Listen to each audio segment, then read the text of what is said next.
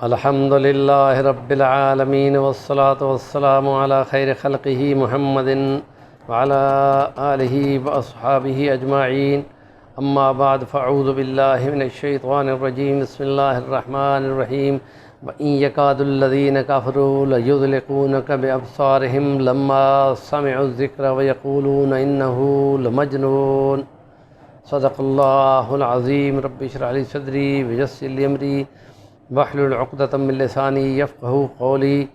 قرآن مجید کی سورۃ القلم کی آیت 51 آپ کے سامنے پڑھی ہے۔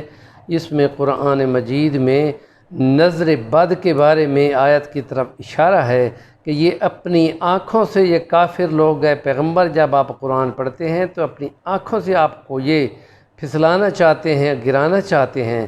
تو یہ اللہ کا وہ کلام ہے کہ جو ان تمام چیزوں کو توڑنے کے لیے ہے۔ اس لیے اس آیت کو ہمیشہ اس جگہ پہ پڑھا جاتا ہے جہاں پر کسی بندے کی نظر کسی کو لگ جائے، کیونکہ نبی کریم صلی اللہ علیہ وسلم پر قرآن اترا ہے، اور قرآن مجید میں یہ تشریح جب آئی اس کی تو کلام کی تشریح نبی نے کرنی ہے، تو آپ نے فرمایا تھا کہ نظر لگ جانا حق ہے۔ اگر انسان کو لگ جائے تو وہ قبر میں پہنچ جاتا ہے، اور اگر اونٹ کو لگ جائے تو اونٹ ذبح ہو کر کھانوں میں پک رہا ہوتا ہے۔ اس لیے کہ یہ نظر لگنا حق ہے، اور اس کا توڑ یہی آیت ہے کہ اس کو بار بار پڑھا جائے، دم کیا جائے، یا پانی پر دم کر کے بندے کو پلایا جائے۔ اور نبی کریم صلی اللہ علیہ وسلم کی صحیح بخاری کی ایک حدیث میں آپ کے سامنے پڑھتا ہوں کہ اس کے لیے حضور نے فرمایا کہ یہ پڑھا کرو، اعوذ بکلمات اللہ التامات من کل شر شیطان وہامۃ ومن کل عین لامہ۔ اور نسائی شریف کی ایک حدیث ہے، اللہم اذہب بردہا شرہا و بردہا و وصبہا۔ اس کی جو تکلیف ہے وہ دور کر، جو اس کی گرمی ہے وہ دور کر، جو اس کی سردی ہے وہ دور کر۔ تو گویا کہ اس کی نظر کی لگنے سے جو گرمی ہوگی وہ اس خدا کے کلام کے پڑھنے سے دور ہوگی، اور جو اس کو جو طریقہ نقصان پہنچانے کا ہوگا۔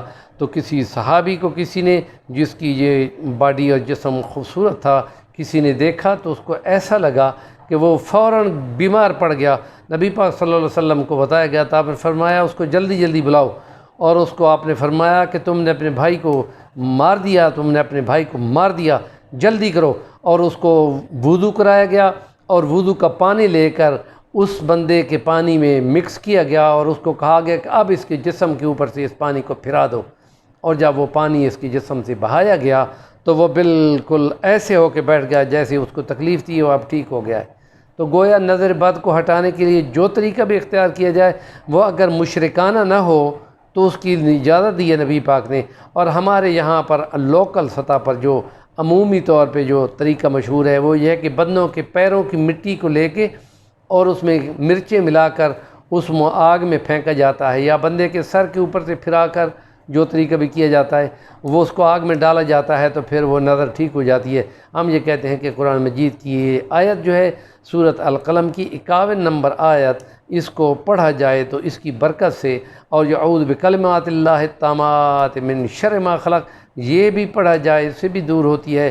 اور ہم یہ کہتے ہیں کہ نبی کریم صلی اللہ علیہ وسلم نے جو آخری 3 آیتیں بتائی ہے کہ سوتے ہوئے ان کو لازمی پڑھو، اپنے ہاتھوں پر دم کر کے سونے سے پہلے پڑھ لیا کرو، یہ پکا حضور کا اپنا معمول ہے۔ اس کے طریقے سے اور علماء یہ کہتے ہیں کہ جادو تو کوئی کرتا ہے تو جادو کا نقصان ہوتا ہے، نظر بد تو ایسے آتے جاتے بھی لگ جاتی ہے۔ اس لیے نبی کا ایک فرمان اور بھی ہے جس کی روایت مجھے اب یاد نہیں آ رہی، کہ یہ اپنے معاملات کو اخفاء میں رکھا کرو۔ جب تم کسی کی نظر میں یا کسی کی حسد میں پھنستے ہو تو اس کا لازمی اثر ہو جاتا ہے۔ اس لیے زیادہ بول بول کر ایسا بیان کرنا یا چڑھ چڑھ کر لوگوں کی آنکھوں میں آنا وہ باعث بن جاتا ہے تکلیف کا، اور یہ حسرت بن جاتی ہے تو بہت زیادہ نقصان ہوتا ہے۔ اللہ پاک نیکی کی بات کو آگے بیان کرنے والا بنائے، اور اس بات کو کہ نیکی کا بات کو جو آگے بیان کرتا ہے وہ خود پروموٹ کرنے کے قابل ہوتا ہے تو اس کو اتنا ہی ثواب ملتا ہے۔ الدال علی الخیر کفاعلہ۔ تو ہمارے چینل صفی الرحمن الوانی کو ضرور سبسکرائب کر لیں۔ جزاکم اللہ۔